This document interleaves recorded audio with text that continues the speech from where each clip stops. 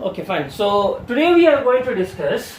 Okay, today we are going to discuss here integrated rate expression. Okay, for a first order, gaseous reaction. For a first order gaseous reaction.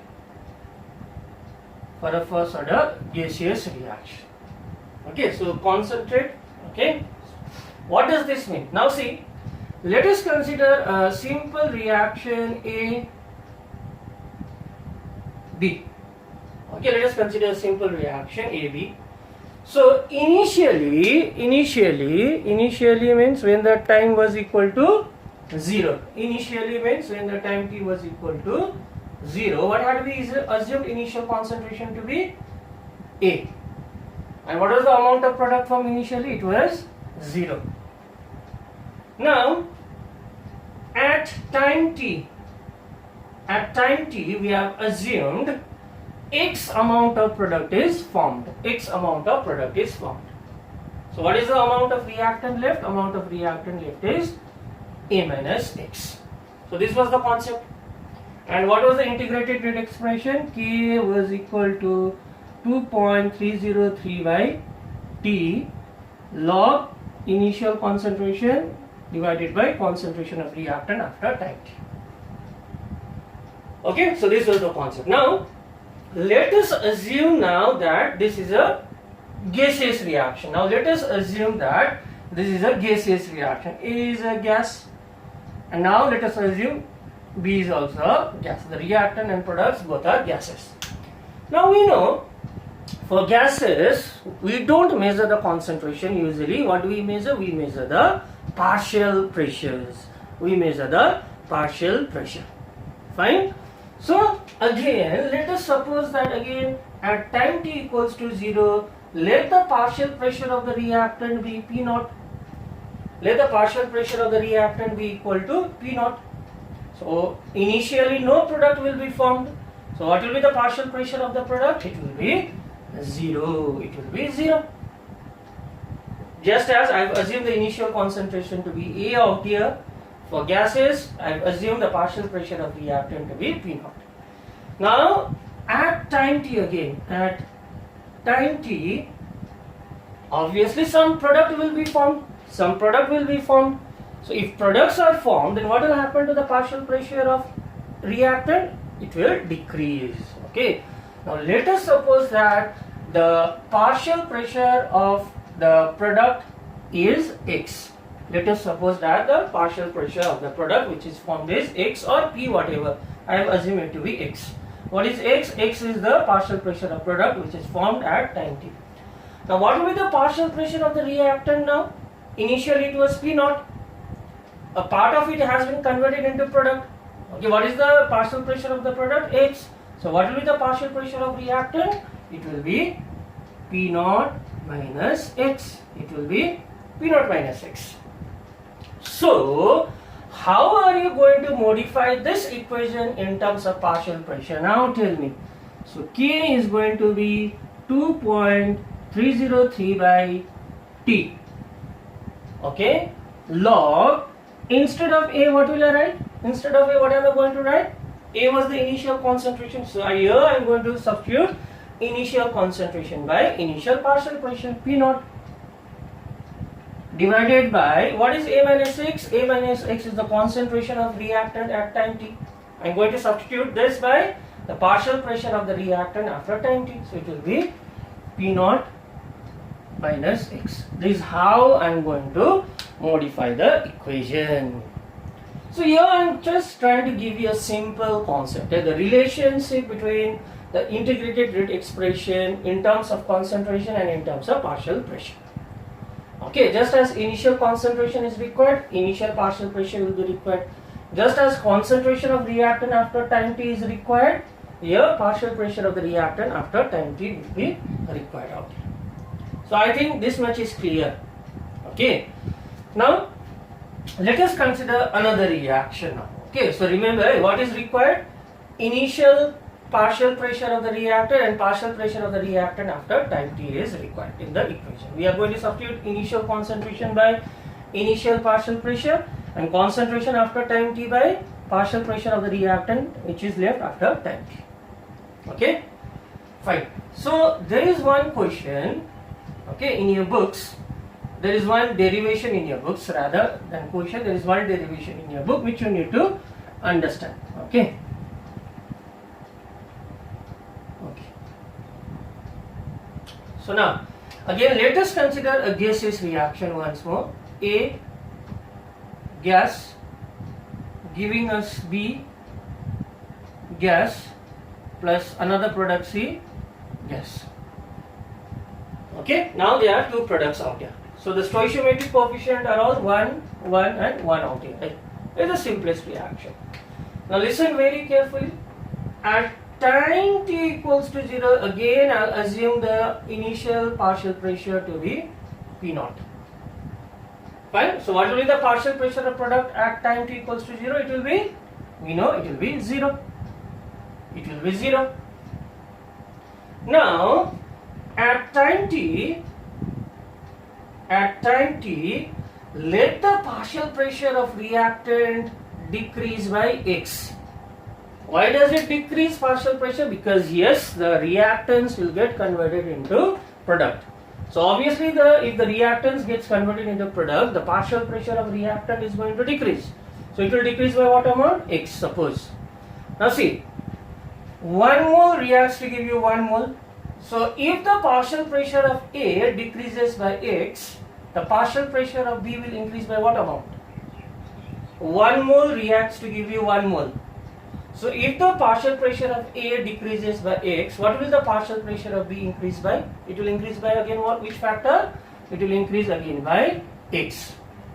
1 mole of A reacts to give you 1 mole of C. So if the partial pressure of A decreases by x, the partial pressure of C will also increase by x. Fine. Now you tell me, what will be the total pressure at time t? What is PT? PT is the total pressure. PT is the total pressure at time t. What is the total pressure at time t, guys? So the total pressure at time t means at time t, this is the partial pressure of reactant. These are the partial pressures of product. So what will be the total pressure at time t equal to? According to Dalton's law of partial pressure, it will be equal to partial pressure of A plus partial pressure of B plus partial pressure of C. So this will be equal to P naught minus X plus X plus X. So X and X will get cancelled. So therefore the total pressure will be equal to P naught minus plus X. And what is the value of X out here? X will be equal to PT minus P naught. Fine. So here I have some information about the total pressure at time t. Total pressure is equal to the sum of partial pressure. So X and X will get cancelled. And X का value क्या आएगा? PT minus P naught. So I think it's understood till here. Fine. Now see. So in the integrated rate expression, what do I require actually? What do I require? This thing is important. You need to understand this. What is required? Tell me. Instead of initial concentration, what do I require? I require the initial partial pressure of A, which is equal to P naught or Pi, whatever. Next, what is required? I require the concentration of A at time t. Here I require the partial pressure of reactant at time t, which is equal to P naught minus X. I require these two terms. Now I will express this equation in terms of total pressure. Okay, how will I do so? P naught. What is the value of X? I have found out what is the value of X in terms of total pressure. PT minus P naught. PT minus P naught. Okay, so what am I doing out here? I am just expressing the integrated rate expression in terms of total pressure. So X is related to total pressure in this way. Fine. So now what will be the expression? K will be equal to 2.303 by T log P naught. If I open the bracket, minus Pt minus minus will become plus. So it will become 2 P naught minus Pt.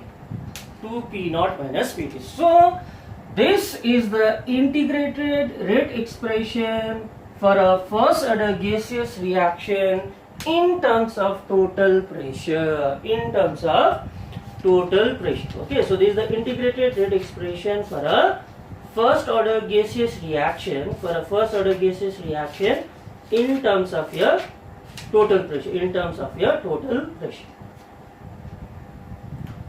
Fine. Now make it clear, when you solve the numerical, there are two methods. Either you can memorize this thing,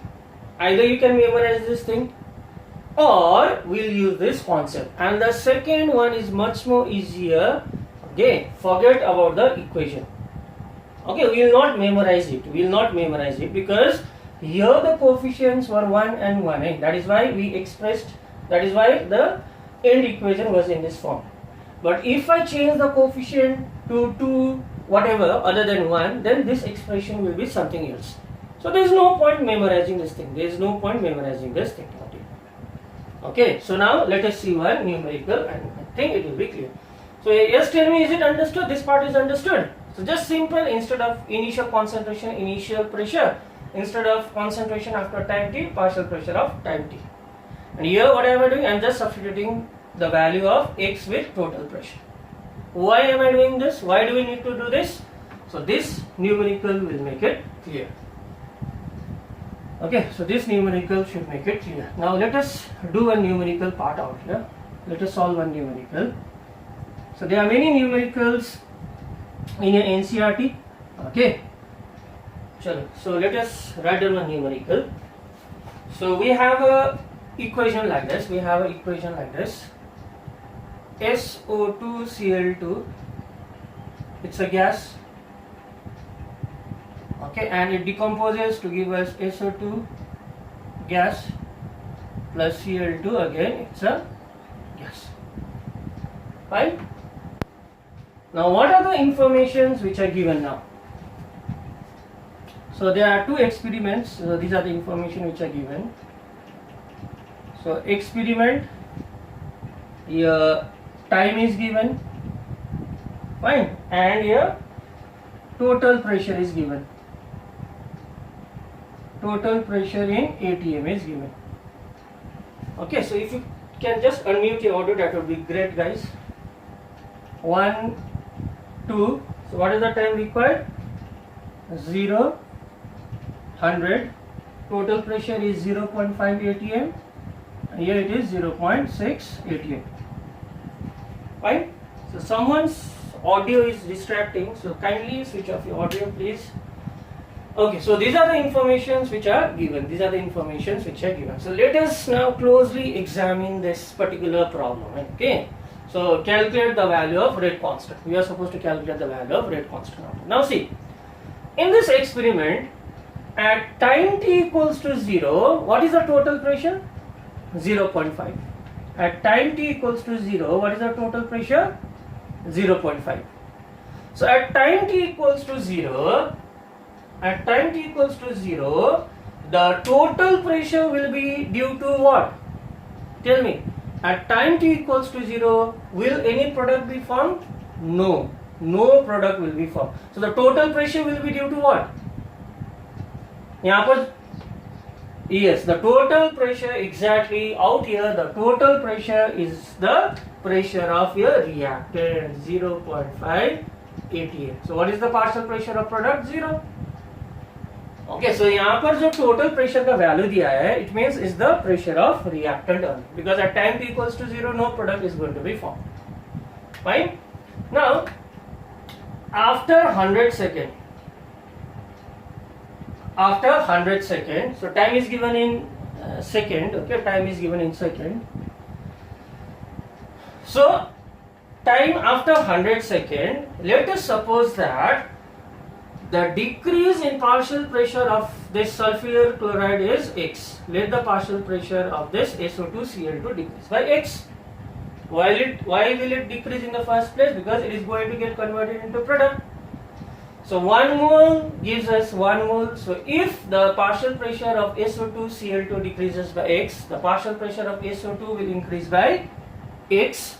1 mole gives us 1 mole. So if this decreases by X, obviously this will increase by X. So you should be very careful with these coefficients. Now you tell me, in experiment 2, what is the total pressure given? What is the total pressure given? It is 0.6 atm. So this total pressure means it is the pressure of what?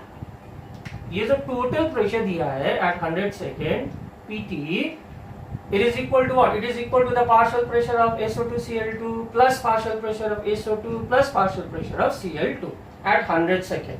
100 second में तो this is also present, this is also present, this is also present. So the total pressure is equal to 0.5 minus X plus X plus X. Again X will get cancelled. So what is the value of total pressure at 100 second given? It's 0.6 is equal to 0.5 plus X. So therefore what is the value of X? Will be 0.1. Right? So we have finally calculated the value of 0.1. Now why am I insisting so much? Don't go to the memorization part. We won't memorize, okay? We won't memorize anything. So what do I require is K is equal to 2.303 by T.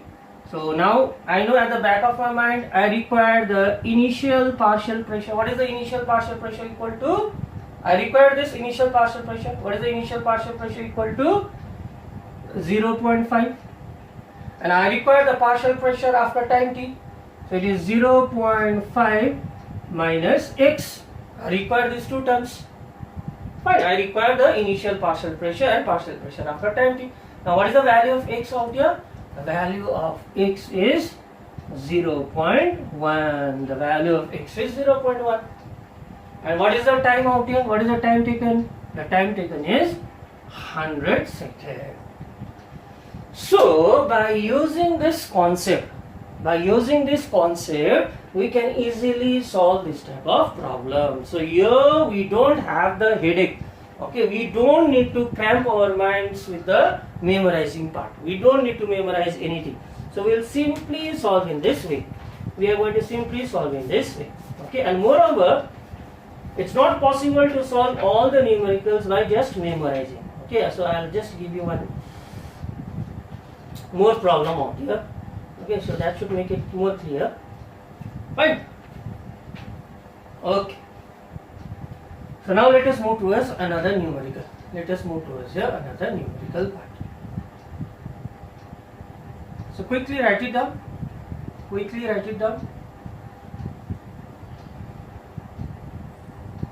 So I'm going to rub this. Okay. So now this is an NCERT based question. So it's 2 into O5. I think we have done this before in the examples of first order reaction.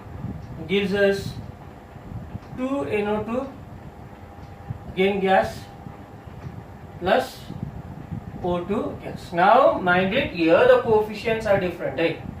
2, 2 and 1. Again यहाँ पर दिया the total pressure 0.5.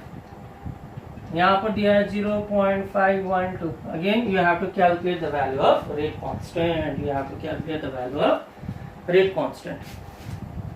Okay, so please help me now. We are supposed to calculate the value of rate constant out. So again we'll be using the same concept. At time t equals to 0, what is the total pressure? 0.5. So at time t equals to 0 means this total pressure is due to the reactant only. So what is the partial pressure of reactant at time t equals to 0? 0.5 atm. So इसका 0 होगा, इसका 0 होगा. At time t equals to 100 second, obviously some amount of reactant will be converted into product. So what is going to happen to the partial pressure of reactant? The partial pressure of reactant will decrease. Now what is the coefficient out here? 2. So let me suppose that the partial pressure of the reactant decreases by 2x. Why am I keeping 2x? Since the coefficient is 2. It will be much more easier. Earlier what was the coefficient? 1. So the decrease I have assumed it to be x. Now here 2 mole gives us 2 mole. So if the partial pressure of N2O5 decreases by 2x, the partial pressure of NO2 is going to increase by what amount? 2x. Exactly. So the partial pressure of NO2 will increase by 2x. 2 mole gives us 1 mole of oxygen. 2 mole gives us 1 mole of oxygen. So if the decrease in partial pressure of N2O5 is 2x, the increase in partial pressure of oxygen will be x. 2 will give us 1. So 2x decrease होने से यहाँ पर x increase होगा. Now I know what do I require. In order to calculate K, what do I require, guys? What do I require? 2.303 by T log. What do I require now? I don't remember that equation. I don't know that equation. Forget about the equation we derived. So it will be initial partial pressure 0.5 divided by partial pressure at time t 0.5 minus 2x. Now our main motive is to find out this 2x. Okay, so how am I going to do this? Very easy again. The total pressure at time t is given out to be 0.512 and total pressure is due to the pressure of this and product as well. So it is 0.5 minus 2x plus 2x plus x. Total pressure is the sum of partial pressure. That is so. So 2x will get cancelled. So what is the value of total pressure? 0.512 is equal to 0.5 plus x. So therefore, what is the value of x? 0.012. The value of x is 0.012. Now let us substitute out here. Let us substitute in the equation. So K is going to be 2.303. What is the time? 100 second. Log 0.5 divided by 0.5 minus 2 times. What is the value of x? 0.012. So the chemistry part is over out here. Okay, chemistry part is over. So now what you need to do? You need to solve the log value. You need to solve the logarithm. So that is why I was insisting so much, don't memorize the equation, because if questions like this does come in the exam, then you will be confused, because the coefficients out here are not 1, 1, 1. It's something else. So in order to solve this type of problems, we need to develop this concept. Simple. What is required? Initial pressure and pressure at time t. And x we are always substituting, we are always expressing in terms of total pressure. Why? Because in the equation total pressure will be given. Okay, so if you understand this concept, then trust me, okay, no need to memorize the equation, but you need to derive that equation. You should have an idea how to derive that equation. Sometimes derivation might also come. So there are many other problems, such problems in NCERT itself. Okay, so please try to solve this. Okay, please try to solve this. So this was your rate expression for a first order reaction, whatever reaction involving gases. Okay, involving your gases. Now let us move towards the last category of numericals. Okay, let us move towards the last category of numericals. Okay. अच्छा, अभी तक mute नहीं हुआ है. Who is that? Please unmute your audio. Please kindly unmute your audio. Background noise पूरा आ रहा है.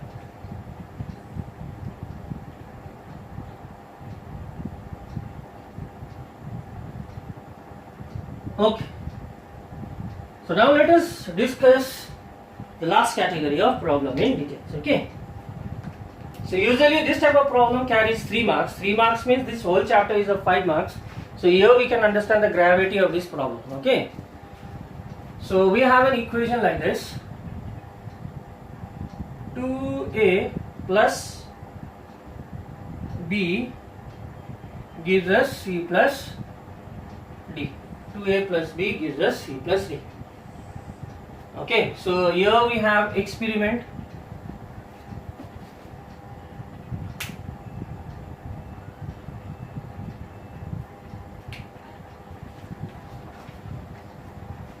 So here I have experiment.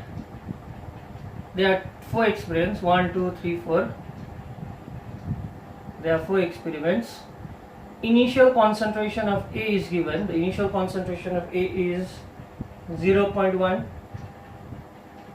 0.3, 0.3, 0.4. The initial concentration of B is given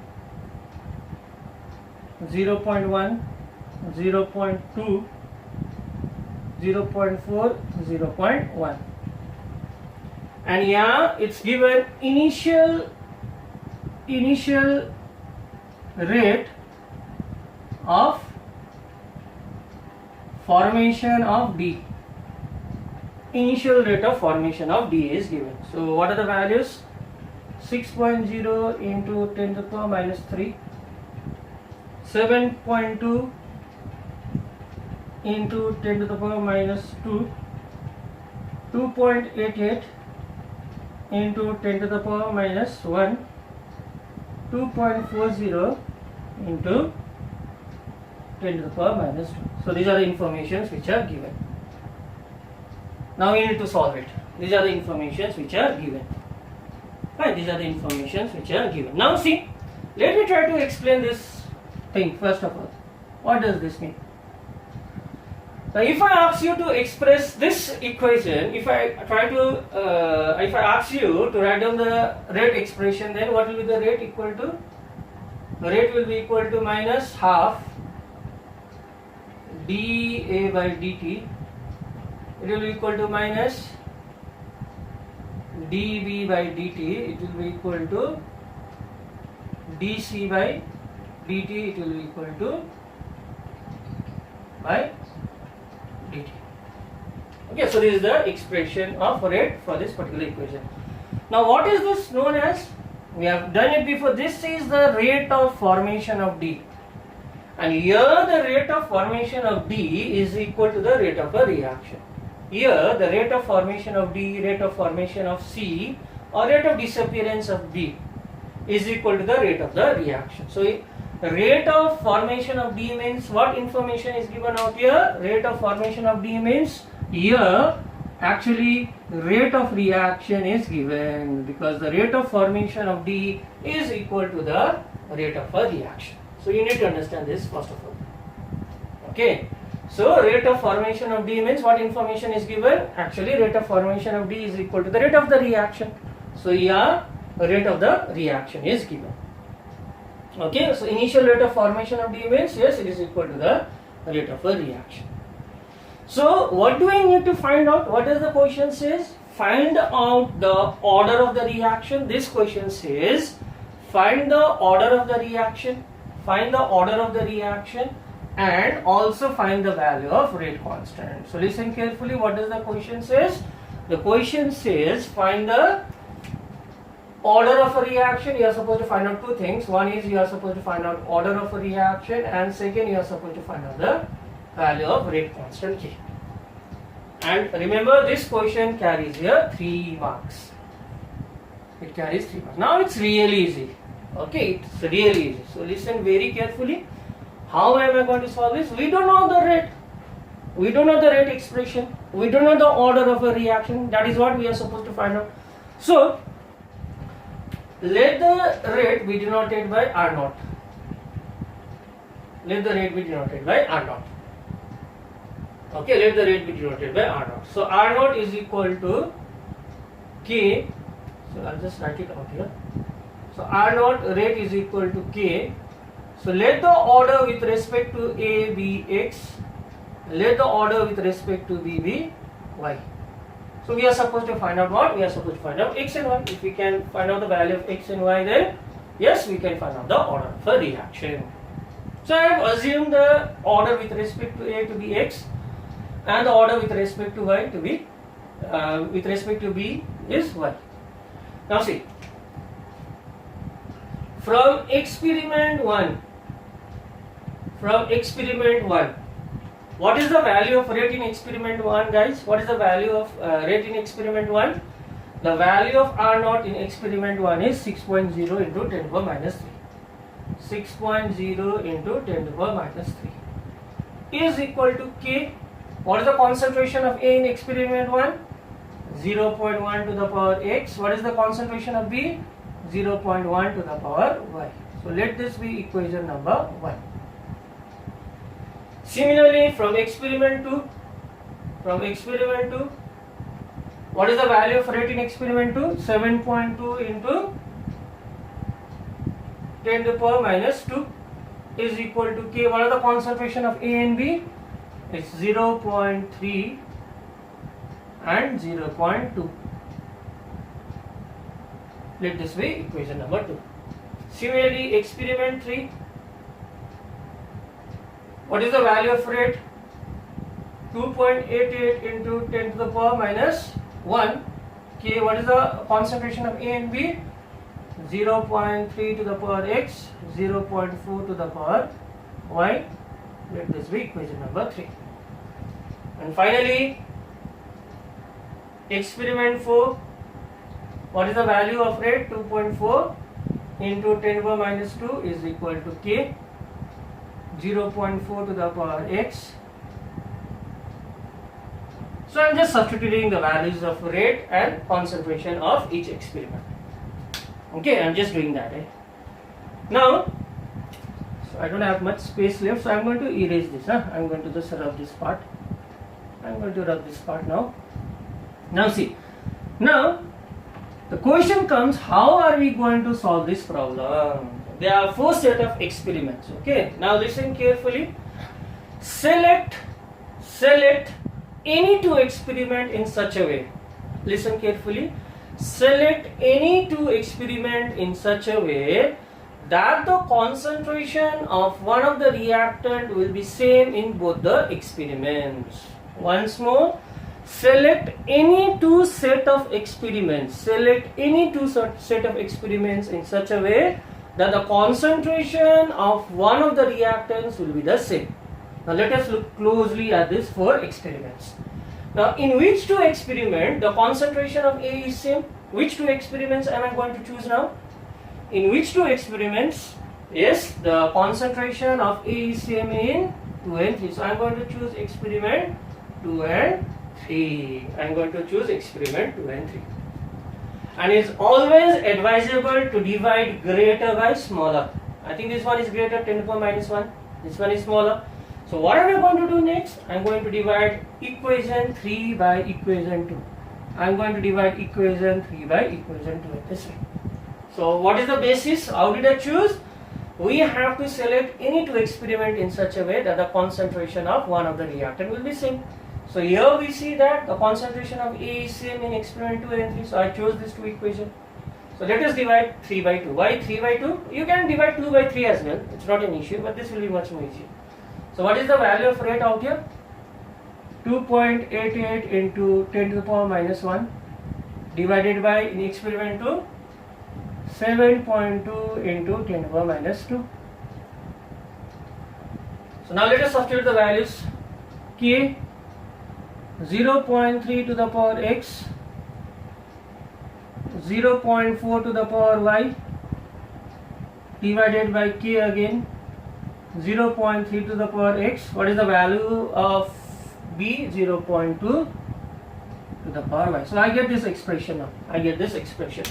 So why we must choose to experiment where the concentration is same, so that they can get cancelled like this. This is getting cancelled. This is getting cancelled. Now if you divide this by this will go approximately 4 times. 4 2s are 4 7s are 28. So this calculate karke dekho, this will be 4. Again 0.4 to the power y, 0.2 to the power means 2 to the power y. And 4 I can write it as 2 to the power 2 to the power y. So therefore what is the value of y? The value of y will be 2. So I found out the value of y. Okay, so what is the value of y? The value of y is equal to 2. So next I am supposed to find out the value of x. In order to find out the value of x, the concentration of B must be cancelled. Now, which 2 set of experiments I am going to choose? I am going to choose that 2 experiment where the concentration of B is same. So which 2 experiments am I choosing now? In which 2 experiments the concentration of B are same?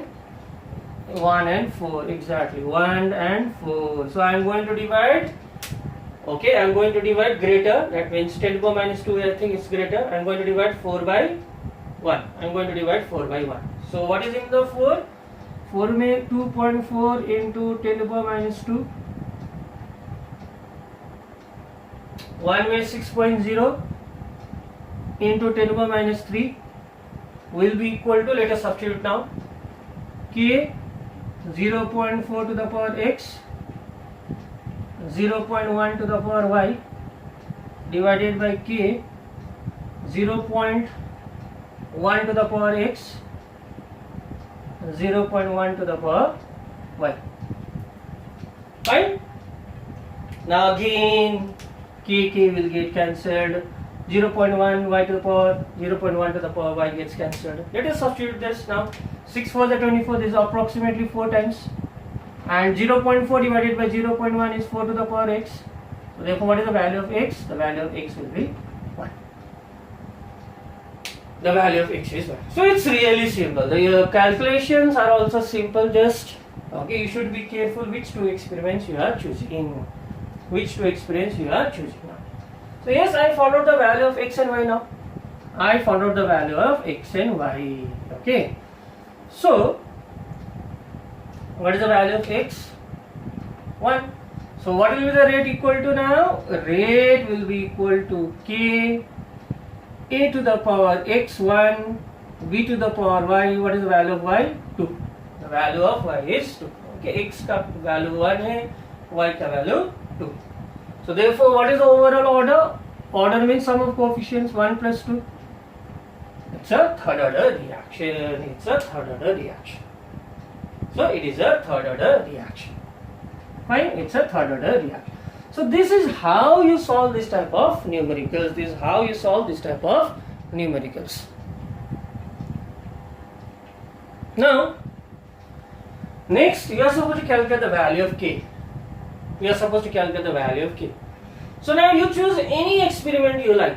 1, 2, 3, 4. I'll choose experiment number 1. I'll choose experiment number 1. Fine. So how will I find out the value of k?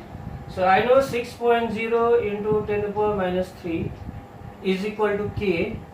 0.1. What is the value of x? 1. Value of x is 1. What is the value of y? 0.1 to the power 2. Fine. So 6.0 into 10 to the power minus 3 is equal to k 0.1 to the power 3. So from here you can easily find out the value of k. So k will be equal to 6.0 into 10 to the power minus 3. So 0.1 to the power 3. So solve it, you will get the value of k. And as I told you before, don't ever forget to mention the units of k, even if it is not asked for. Please don't forget to mention the units of k, even if it is not being asked for. Fine. So this type of problems we have to solve in this way. So maximum it should take you 3 to 4 minutes. Within 3 to 4 minutes, okay, you should be able to solve this. So here I have done the long process. I have written down all the experiments. What you do is you just look at the question and you directly divide equation. So suppose you are dividing equation 1 by 2. No need to write all these things. Okay, just substitute कर दो, एक बार में divide कर दो, हो जाएगा. Okay, even if you write this, it is going to take extra 1 minute or so. So it is not going to make any difference. Okay, so finally we have come to the end of this particular topic. Okay, so next what are we going to discuss is,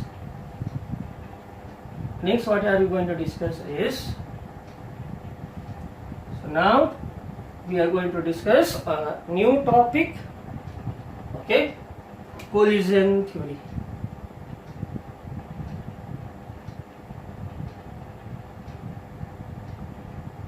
We are going to discuss this new topic, collision theory. So any idea? I think we have discussed it before also, collision theory. Yes?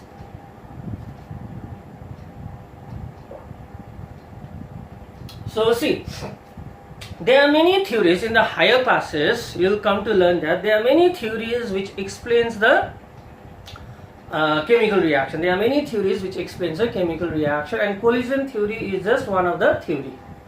Okay, collision theory, out of many theories, collision theory is one of the theory which is there in our syllabus. Okay, so there are many other theories as well, of course, which is not in our syllabus. Now, what does this collision theory state? It's interesting. It states that, according to this collision theory, it states that for a reaction to occur,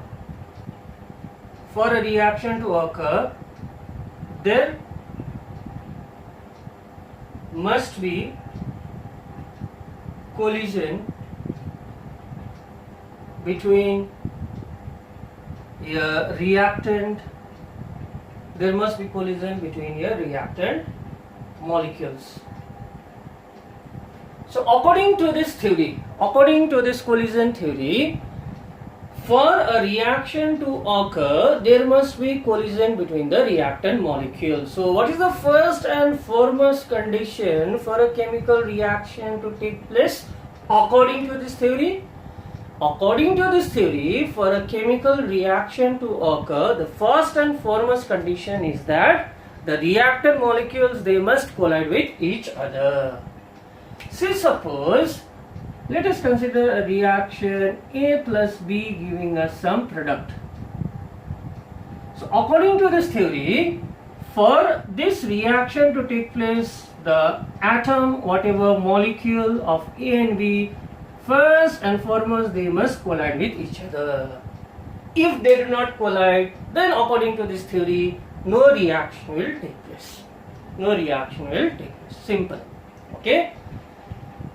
So number one point is this: for a reaction to occur, there must be collision between reactant molecules, and the number of collisions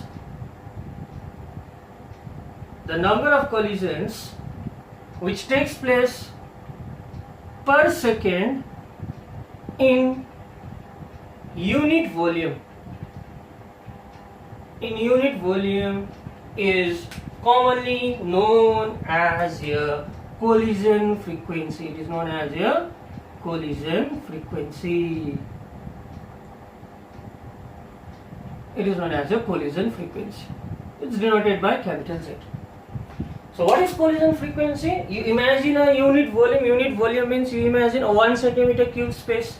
So within that 1 centimeter cube space, what is the number of collision taking place in 1 second? That is known as a collision frequency. And the collision frequency among the gases is very high. So remember, in gases, in case of gases, the collision frequency is very high, say of the order of 10 to the power 27, or say approximately 10 to the power 30. That means in 1 second, in a blink of eye, in 1 second, in 1 unit volume, this many number of molecules, they are colliding. So yes, we are bound to think that since in gases such a huge number of collision is taking place, gases should readily react with each other. Yes, because the collision frequency are really high in gases. So many number of molecules, a huge number. Okay, trillions and trillions of molecules are colliding in 1 second. That means since the collision frequency is very high, okay, we are led to think that gases should readily react with each other. But is that true? Do gases really react with each other? Do hydrogen and oxygen, if I place hydrogen and oxygen in a container, will they react to give us water? If that was the case, then till now all the hydrogen and oxygen would have been exhausted in the atmosphere. If I mix nitrogen and hydrogen, will it give ammonia readily? That is not the case. Although the collision frequency is very high, gases, we know, they do not react readily. So then, if that is the case, then we can conclude that all collisions, we are led to conclude that all collisions does not give product. Try to understand. So according to this theory, For a reaction to take place, yes, there must be collision between the reactant molecules, but it's not necessary that after colliding it will readily give you product. It's not that. If that was the case, then life would not exist on this earth. Okay, so yes, two molecules might collide, two molecules have to collide, but after collision they will give you product. That's not the case. There must be some restrictions then. Okay, so those collisions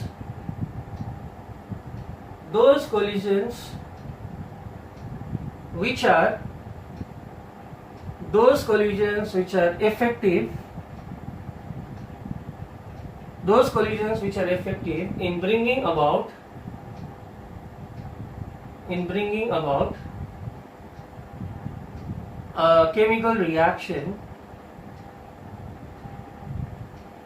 Okay, so those collisions which are effective in bringing about a chemical reactions are called, or is known as, what is known as effective collisions. It is known as a effective collision. It is known as a effective collision. So that means, do you think all collisions are effective in bringing about a chemical reaction? No. Out of such a huge number of collisions, there are only certain collisions which will give us product. And those collisions which are effective in bringing about a chemical reaction, are known as your effective collisions. They are known as a effective collision. Fine. So now obviously the other question which arises is, what are the conditions for effective collision? So listen very carefully. So now we know, according to collision theory, कोई भी reaction होने के लिए, for a reaction to occur, there must be collision between the reactant molecules. Fine, but two molecules will collide and it will give you a product. That is not the case. So out of such a large number of collisions, there are only certain collisions which will give you a product, and such collisions are known as your effective collisions. Okay, so now we can say, yes, now we can say for collision to be effective, for collisions to be effective, the reactant molecules must overcome two barriers. The reactant molecule must overcome two barriers. So for a collision to be effective, the reactant molecule must overcome two barriers. What is these two barriers known as? So number one barrier is known as your energy barrier. It is known as your energy barrier. Fine. And number two barrier which the reactant must overcome for the collision to be effective is your, it's known as your orientation barrier. It's known as your orientation barrier. So the collisions will be effective only if the reactant molecules can overcome these two barriers. So from this segment, simple 1 marks definitions are going to come. Okay, so it's a very easy topic. So till now I think it's clear. What do you mean by effective collision? Okay, and for a collision to be effective, yes, there are two conditions which the reactant molecule must satisfy or must overcome. So what are the two conditions? One is known as your energy barrier, fine, and the other is known as your orientation barrier. One is your energy barrier and the other one is known as your orientation barrier. So what is this energy barrier? So let us finish this energy barrier today itself. Okay, so it's very easy. So energy barrier. So we have learned in class 11 in thermodynamics that each and every molecule is associated with some kind of energy, such as the internal energy. What was internal energy? It was the sum of kinetic energy, potential energy, rotational energy, vibrational energy, etc., etc. Okay, so each molecule is associated with some amount of energy. Okay, so according to this concept of energy barrier, okay, so it states that for a reaction to occur, the reactant molecules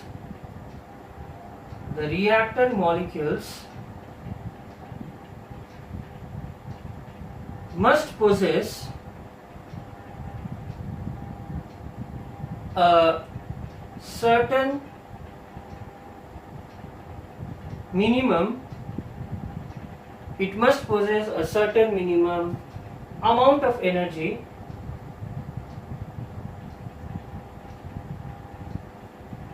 called, what is this energy known as? Any idea? So for a reaction to occur, okay, कोई भी reaction होने के लिए, for any reaction to occur, the reactant molecule, yes, they must possess a certain minimum amount of energy, which is called here threshold energy. threshold, threshold energy. It's denoted by E subscript th. So yes, definition might come. 1 mark, simple. Define threshold energy. How will you define? So threshold energy is defined as the minimum amount of energy to be possessed by the reactant molecule for a reaction to occur. Okay, so for a reaction to take place, the reactant must possess a certain minimum amount of energy, and that minimum amount of energy is known as a threshold energy. That minimum amount of energy is known as a threshold energy. Fine. Okay. So this is the concept of threshold energy. Threshold energy मतलब से कोई भी reaction होने के लिए, for any reaction to occur, yes, the reactant has to possess minimum this much amount of energy. Okay. Now, if the energy possessed by reactant molecule, ER, this is the energy possessed by reactant molecule. This is the energy possessed by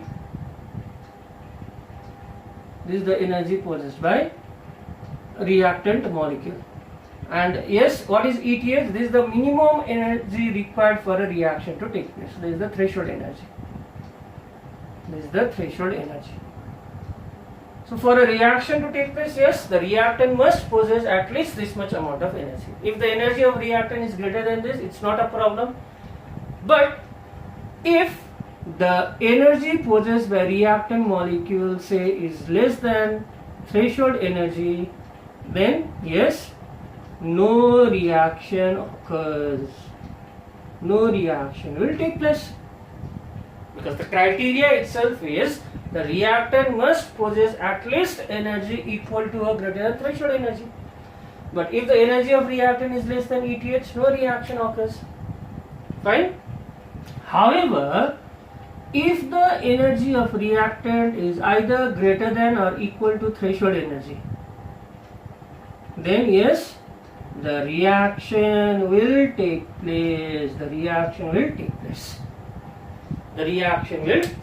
place. Simple condition. So the concept of threshold energy is that for any reaction to take place, the reactant molecule must possess at least energy equal to or greater than threshold energy. So in this case, in the first case, no reaction occurs. Okay.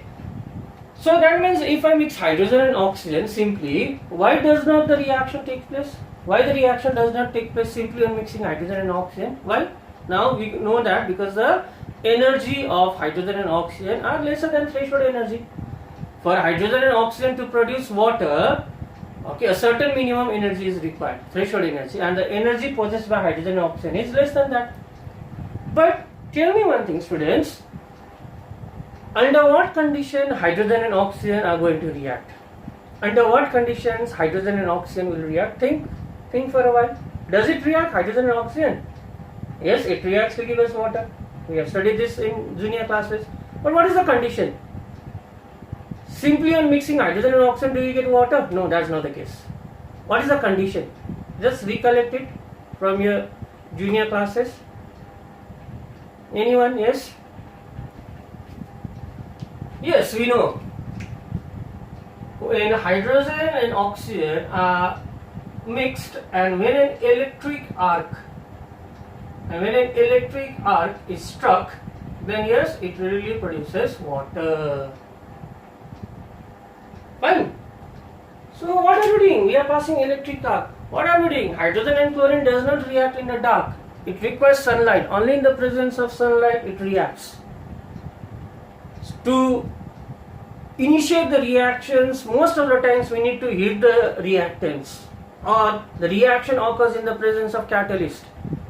Okay, in the presence of promoters, in the presence of heat, in the presence of light, in the presence of electricity. What are these then? So what are we doing? Simply we are supplying energy from outside. We are heating the reactant, means we are increasing the energy of reactants. We are supplying light, means we are increasing the energy of reactants. Fine. Now let us come back to this case. Now ER is less than ETH. ER is less than ETH means no reaction occurs normally. But if we can supply some energy from outside, suppose we are supplying E amount of energy from outside. We are supplying energy to what? We are supplying energy to the reactant. So that now the total energy becomes equal to the threshold energy now. What will happen now? Yes, the reaction will take place. So if we supply energy in the form of electric arc out here, this reaction will take place. Why? Because the total energy now becomes equal to the threshold energy. So even if the energy of reactant is less than the threshold energy, the reaction can be made to occur provided we supply an additional amount of energy from outside. And that additional amount of energy supplied from outside is denoted by EA, and this is known as your activation energy. Very, very, very, very important concept. Activation energy is denoted by EA. So we will have a detailed discussion on EA in the next class. So how do we define activation energy then? So activation energy is the energy, okay, which must be supplied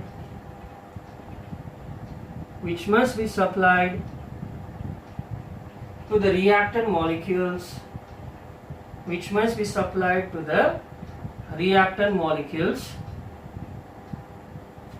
so that the total energy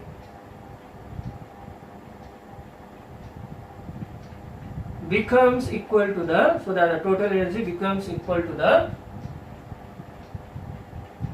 what?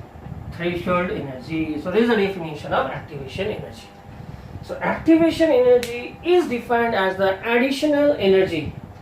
It is defined as the additional energy which must be supplied to the reactant molecule, okay, so that now the total energy becomes equal to the threshold energy. This is the concept of activation energy. So we are heating a reactant, means what are we doing? We are supplying energy from outside. That's the activation energy. Okay, we are carrying out the reaction in the presence of light, means what? We are supplying again activation energy. So this is the concept of activation energy. So here we have learned 2 or 3 things. So today's discussion, okay, I'll just keep it till here. So please go through this. So in my next class, so I'll be discussing in details about more about the energy barrier relation between these 3 and the orientation barrier. Fine. So I'll be discussing more about this in the next class. So yes, if you have